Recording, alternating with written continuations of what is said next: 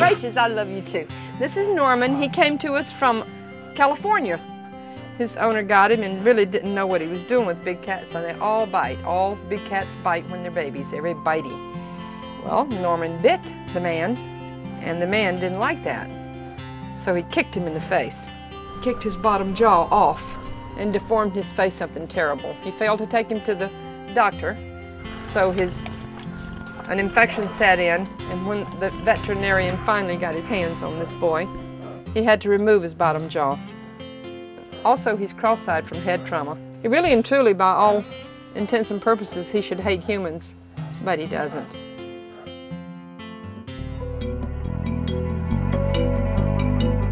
This is Elka. She came to us from a lady who no longer wanted her. When she came here, we noticed that she was exhibiting a little bit of pain when she ate. And when she yawned, I said, oh my goodness, no fangs. She had no fangs. They were knocked out. They weren't surgically removed, they were knocked out. We had the veterinarian perform root canals and packed her teeth with a filling material similar to human dentistry. She also came to us declawed and defanged, so she's totally defenseless. She's allowed to live next to other tigers, as you can see. However, she'll always be alone. Elka didn't deserve what she got. She didn't deserve it at all. So when I had the root canals done, I made her a promise. I made her a solemn promise that she would have a place to live forever. A friend of ours sent a picture to us showing us the condition that these two cats were living in. We drove to this place with Gail threatening me every inch of the way that I was to keep my mouth shut and not to lose my cool, and that the whole purpose was us just to get these cats out of this situation. They came in together, Tom Quinn and Karen. They were emaciated.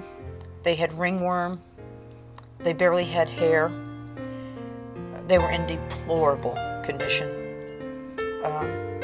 Had it been in Marion County, I would have arrested this man immediately and charged him with animal cruelty. This is Tom Quinn. He's probably one of our thinnest cats because he was so badly malnourished at the time that he needed the strength the most. He didn't get it. This is Karen. Karen actually died on us the second day that we had her here at the compound. She went into major convulsions and seizures, and Gail was on the phone with the veterinarian, and I was giving her CPR right out there in that area right there. And we were able to bring her back. Yes, we got you back. We were able to bring you back.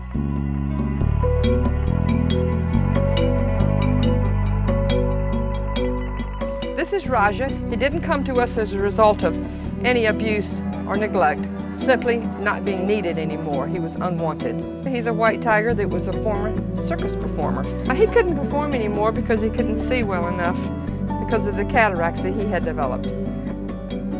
So he found a home here. But most white tigers can be just a little bit dangerous, so we're very, very, very careful with Raja. He's fully clawed. He's a wonderful, sweet, loved boy, but we're very careful with him. Most circuses are very, very good to their animals, quite frankly. I mean, if you're going to be going in the cage with a big tiger like this, you want to make darn sure that, that they're well fed.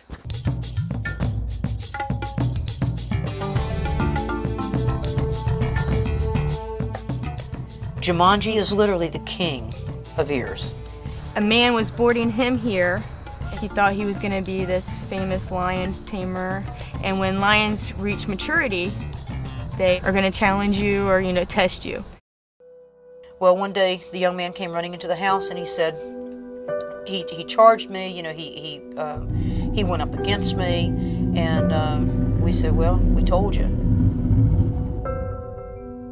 He walked away from an animal that he raised from a baby that only knew and loved him. He walked away from him and never looked back. And Jumanji waited and waited for him to come back, and he never did. I'm telling you, tears fell from his eyes onto his platform. I mean, big tears. He actually cried. And from that day forward, he was our cat. And he's very happy, and he's grown now and beautiful, beautiful lion. So special is this sanctuary that Sierra, a lioness, and Shiva, a female tiger, natural enemies in the wild, are now inseparable. Complete rehabilitation of the animals and a happy environment in which to live out their days is the mission of Gail, Jay, and everyone at Ears. When an animal comes to Ears, an animal comes to Ears forever. They don't leave here. This is a sanctuary. We do not do any breeding. In fact, we're totally opposed to the useless breeding of these cats. And so when they come to live with us, they come to live with us forever.